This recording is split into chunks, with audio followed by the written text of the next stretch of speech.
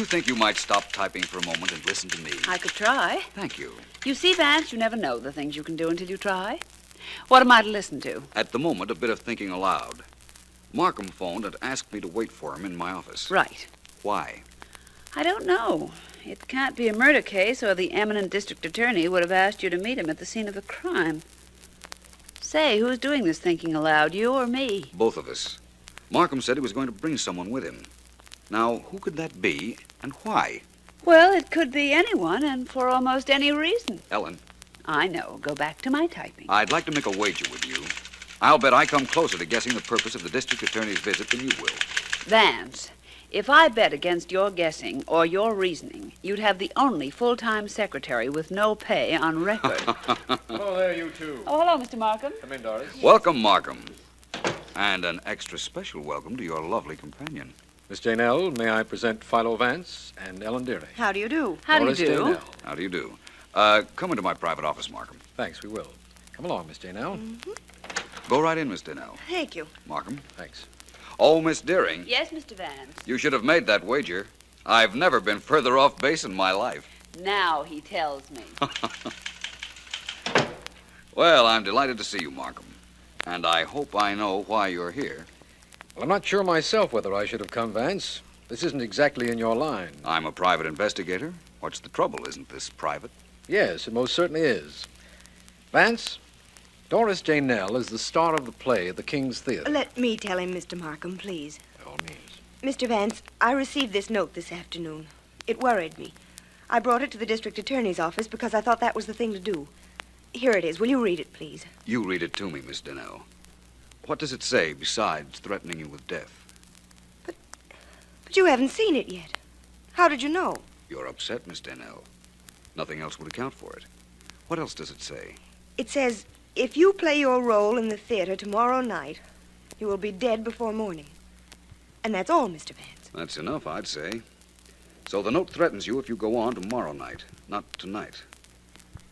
It might be the work of a crank, but I don't think we can afford to take that chance. I can't, I'll tell you that. Do something for me, Miss Dinell. If you receive any further communication, please mention it to no one. Now, that's important. I imagine you're not going on tomorrow night. Mighty good imagining, Mr. Vance. I definitely am not. I don't mind taking chances, but when I do, I just as soon it cost me money if I lose. Not my life.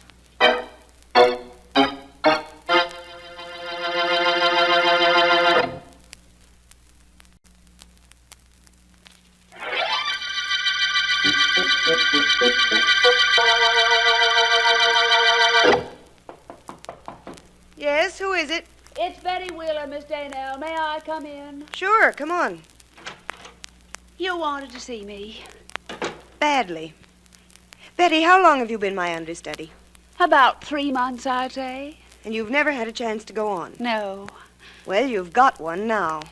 Here, throw this towel in the laundry bag, the one hanging on the door. Catch. Is this your laundry bag? It isn't anything Santa Claus is waiting to pick up. Just the laundryman, and he won't be here for 2 days.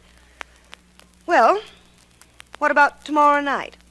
Do you want to go on for me? Do I? Playing the lead on Broadway opposite Jack Aldridge. Oh, I can hardly believe it.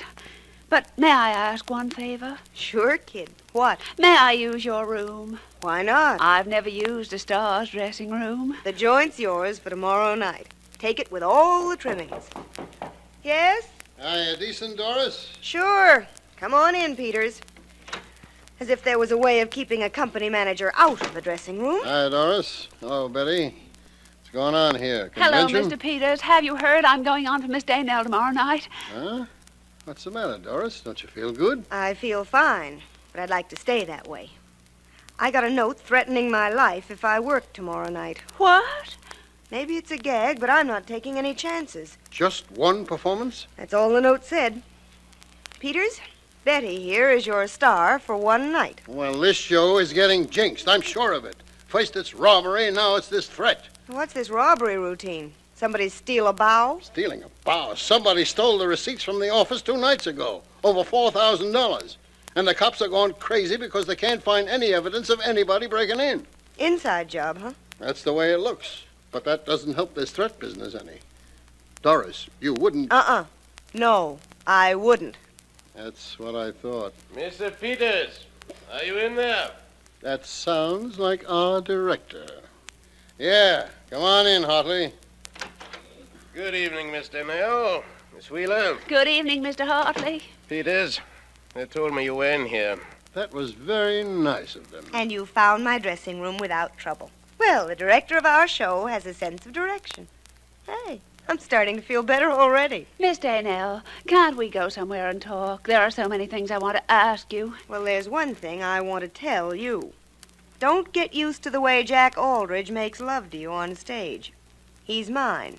On stage, and what's more important, off. Oh, of course, Miss Daynell. I know that. Well, what are you standing there like that for, Hartley?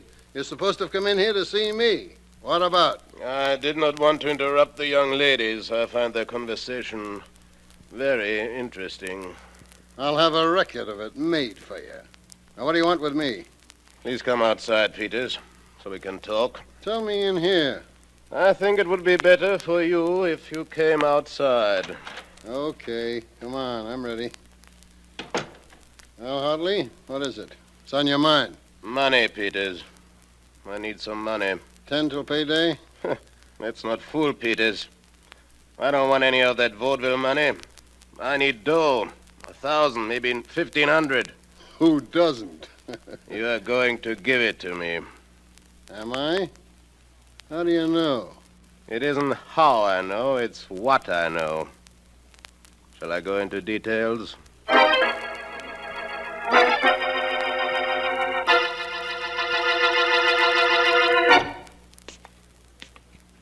Jack, you know, I think I'm being a sap for believing that threatening note I got was on the level. Maybe you're right, Doris. I just don't know. Nothing happened at tonight's performance. It wasn't supposed to be tonight that anything happened. I worked a little with Betty Wheeler, and tomorrow night, maybe the understudy gets her big chance. I told her she could, but now I'm not so sure. I'll miss you, honey, if you don't make it. You might miss me permanently if I work tomorrow night. But I'm not sure yet that I won't go on. Something tells me maybe I ought to. Well, here's my apartment. And you've got to make the long walk to the next one all by yourself. Think you can make it? I can make it this once. You're not nervous? No, not a bit. If anybody bites me, I'll scream for you, and you can come and bite them back, okay? Sure is. 2 more weeks and no more good nights, right? Right. Just 2 weeks till the wedding. Night, darling. Oh, you one extra good morning kiss for the one we missed tonight. Well, I'm kind of going to want you to pay that little debt, honey. Good night.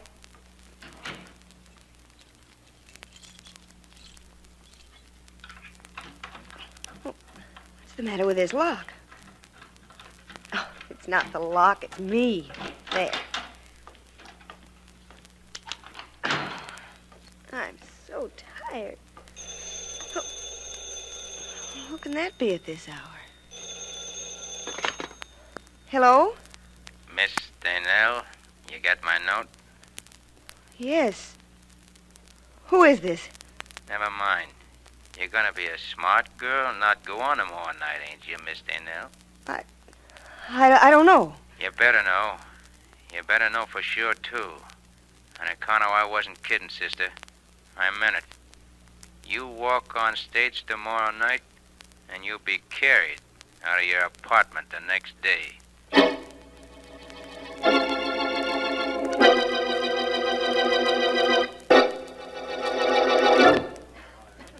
Hey, everybody. 20 minutes to rehearsal time. 20 minutes. On stage in 20 minutes. That's what we did for your understudy, Doris, called a special rehearsal. Where is Betty, Peters? In your dressing room. Oh. She said she had an okay from you to use it. That she did. Is Jack around? I don't know. I haven't seen him. Well, here's my room. I saw Betty come in about a half hour ago. Wait, I'll knock.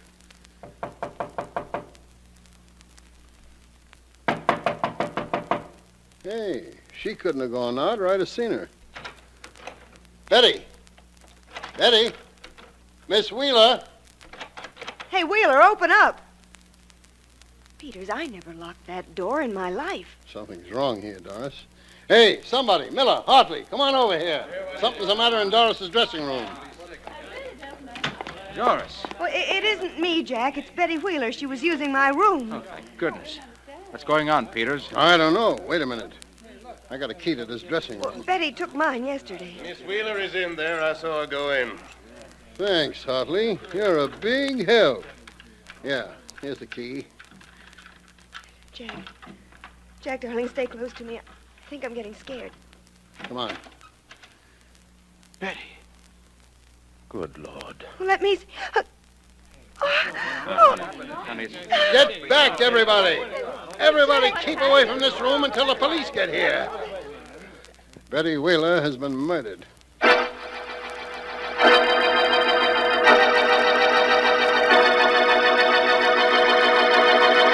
This is her dressing room, Vance. Nothing has been touched, but the body has been removed. So this is it, eh, Markham? No possible lead on the killer? Nothing Sergeant Heath could find, Vance. You know about the robbery here a few nights ago? When the night's receipts were taken? Yes. I know about it. Heath believes that was an inside job, doesn't he? From what I understand, it had to be. No one broke in, and the receipts were missing, over $4,000. That kind of money will be hard to trace. All small denomination bills. It would also make a pretty sizable package, but I don't suppose that matters. What does matter most now is this murder. Vance, do you think there's a connection between the murder and the robbery? Possibly. Let me see. Doris Dennell received a note threatening her if she went on stage for tonight's performance. And then her understudy, Betty Wheeler, was murdered in Miss Dennell's dressing room. What's that? Sounds like a fire warning. Fire! Everybody get out! There's a fire in the theater! Everybody, Markham, includes us, I suppose. Doesn't anything ever upset you or your routine, Vance? Certainly. I was about to leave, wasn't I? Neither of you gentlemen need leave. There is no fire. I beg your pardon. I'm Oscar Hartley, Mr. Vance. There is no fire. Well, that's an absurd complication. Fire alarm, but no fire. Thank you very much, Mr. Hartley. Oh, apparently you know Mr. Vance. I'm Markham, District Attorney. Oh, how do you do? Somebody set off the fire alarm, but there's no fire. Vance, what's going on here? I haven't the slightest idea. Let's lock this dressing room, Markham. No one's been in here since the murder. No, it's under guard until the police are able to go through it properly. But are we leaving, Vance? Yes. We're of the theater now, Markham. And tradition, it seems, insists that the show must go on. Well, so must we.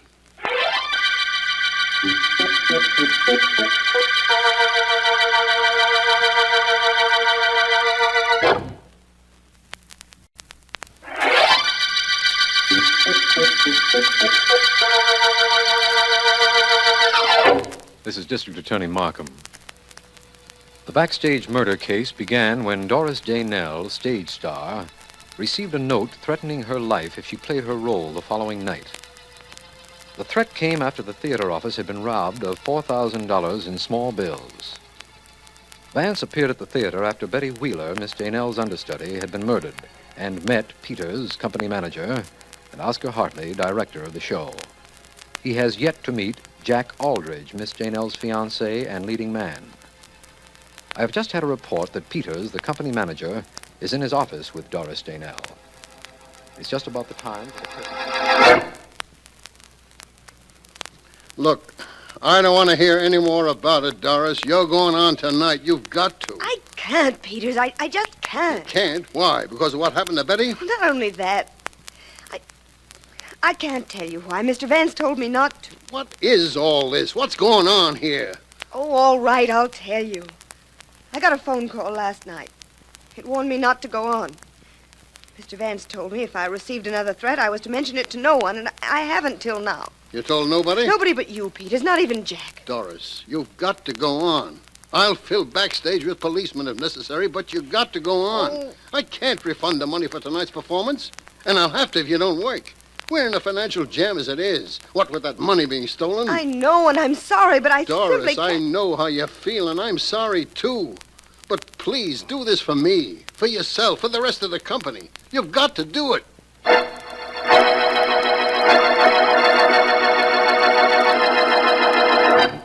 Hey, D.A., maybe I ought to take this murder room apart piece by piece. Maybe then I'd get a clue to who killed that Betty Wheeler. Well, if you think that'll help, go ahead, Sergeant Heath. Maybe that won't be necessary, Heath. Hello, Markham. Oh, hello, Vance. Heath and I were just sitting here in the dressing room trying to reason out this Wheeler murder. That's not a bad way of solving a murder, Markham. Heath, what's the status of this room? What's been done to it since the murder? Nothing yet.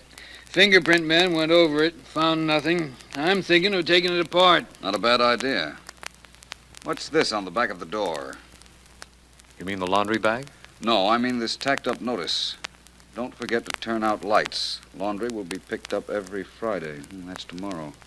Please leave key with doorman.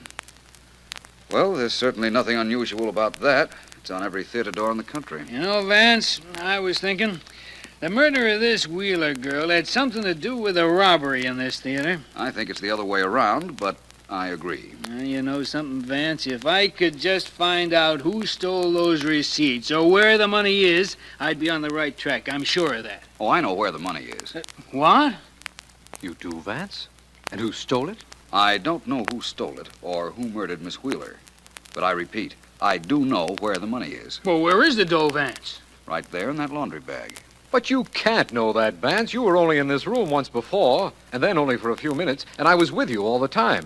I didn't see you look in that bag. I haven't looked yet, but I see the sergeant is about to.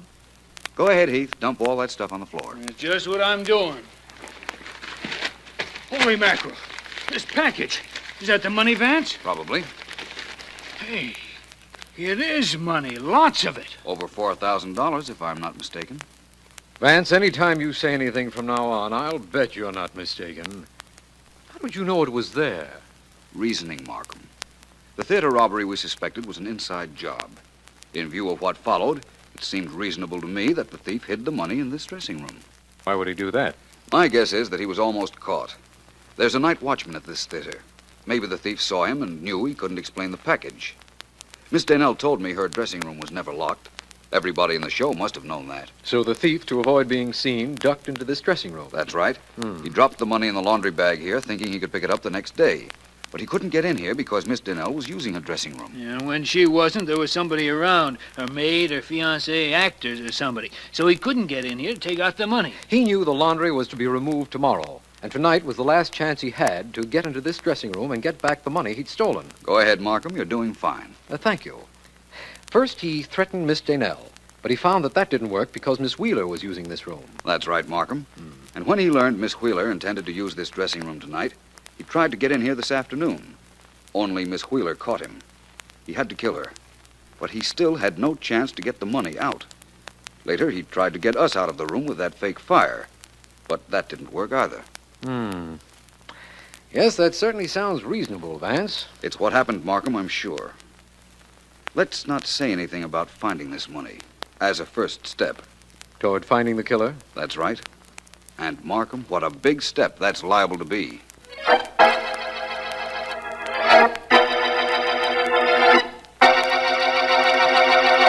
I've questioned Jack Aldrich and Mr. Peters, Mr. Hartley, and I didn't want you to think I was slighting you in any way. I know you had talked to them. I overheard you. You did? How? By the exceedingly simple process of putting my ear to the door. I just wanted to see how far Peters would go in indicting me. You see, he and I did not get on very well. So I learned. But still, you direct every show he's connected with. I'm a genius. That's not the way I heard it. Apparently, you have a hold of some kind on Peters. Very definitely.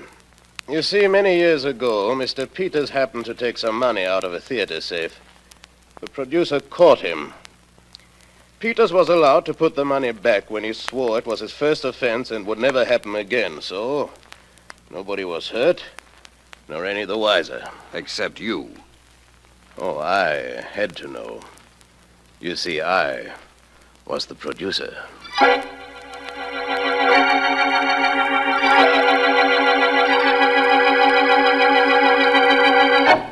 It's an hour before curtain time, Vance. Aren't you going to the theater to watch Doris Danell if you decide she is to go on? Probably. And you're going with me, Miss Deering. Well, good. You think I might have time to hop off home and don some gayer raiment? Yes, if you like. I thought I'd... Vance, you've got to come to the theater now. Sit down, Aldrich. Relax. What's the trouble? Doris received another threat. A phone call last night. The murderer insists that she doesn't go on and that there be no performance tonight. No cause for your excitement, Aldrich. No cause for excitement. After what's happening in our theater, I love that girl, Vance, and all this is making a wreck of her. She says she'll go on if you tell her to, but you can't take a chance with her life. I'm sure the murderer intends to strike again. That sounds like a line out of a play. But very well, Aldrich, I'll go. I'm sorry, Ellen. You won't have to bother about changing your dress. I'm going to see a murderer about changing his mind.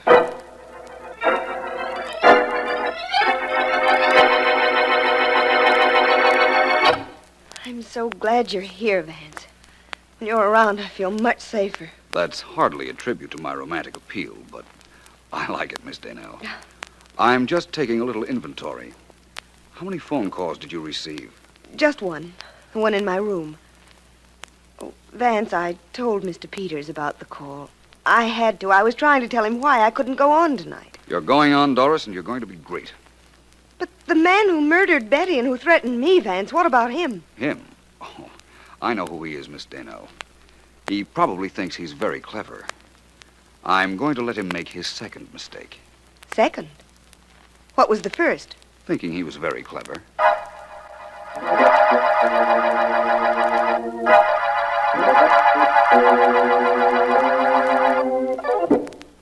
Psst.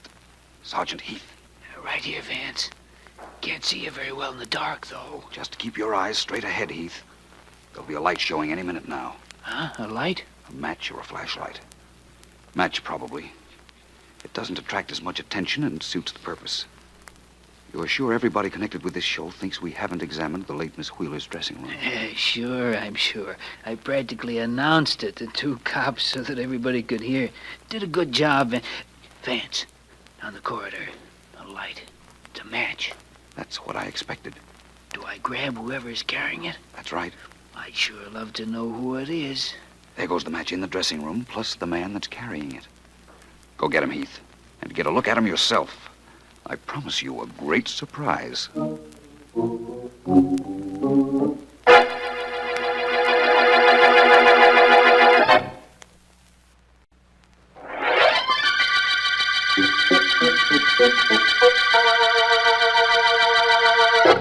Ellen, how long will you be getting dressed? Not long. What's the hurry? Won't they hold up the show till we get there? Well, Vance, how do I look? As interesting as an unsolved murder. As soon as I find out if I like that, I'll thank you. And speaking of unsolved murders, let's talk about one you solved. The Backstage murder case. I understand from Mr. Markham that you had everything in the case all figured as you went along. How'd you know? Trade secret. Let's trade secrets. I'll tell you why I like going out with you, and you tell me how you knew the murderer. Deal. You know all about the robbery of the theater safe and its association with the murder of Betty Wheeler? Yes, of course. Your turn. Well, I like going out with you because I never know what you're going to do or say next. Your turn. Oh, just a second. Seems to me that I understood Doris Daynell got a phone call from the murderer several nights ago, just a few seconds after she'd said goodnight to a fiancé. Now, how could the murderer have been Jack Aldrich? Very easily. He needed only a few seconds to go into his apartment and call Doris to threaten her. Well, I'm waiting, Ellen. Oh, let's see. I like going out with you because you're so different. Now, another question. How did you know it was Aldrich? Good question. When he came breaking into our office last evening, he seemed terribly distressed about the phone call his fiancée had received. Mm-hmm. He wasn't supposed to know anything about that phone call. Doris didn't tell him. Peters, whom she told, didn't tell him. So? So the only way he could have known about it is if he made the call. So he made it. Now it's my turn to say something nice to you, isn't it? Mm-hmm. Well, let's see now. Well, is it that difficult? No, I've got it. I like going out with you on account of most of all, I like going out with you. A little repetitious, but very flattering repetition. Well, that's about all there was. Of course, while I knew his identity, I couldn't prove it. So I set the stage for Aldrich to steal back the money he had hidden in Doris Daynell's laundry bag. He tried to, and Sergeant Heath took care of him. I'm glad. That Sergeant Heath took care of Aldrich? That and the fact that you were right again, and that we're going out, and that you're you, and that I'm me, and most of all, I'm... What? Glad Yes. that this is the end of the Backstage murder case.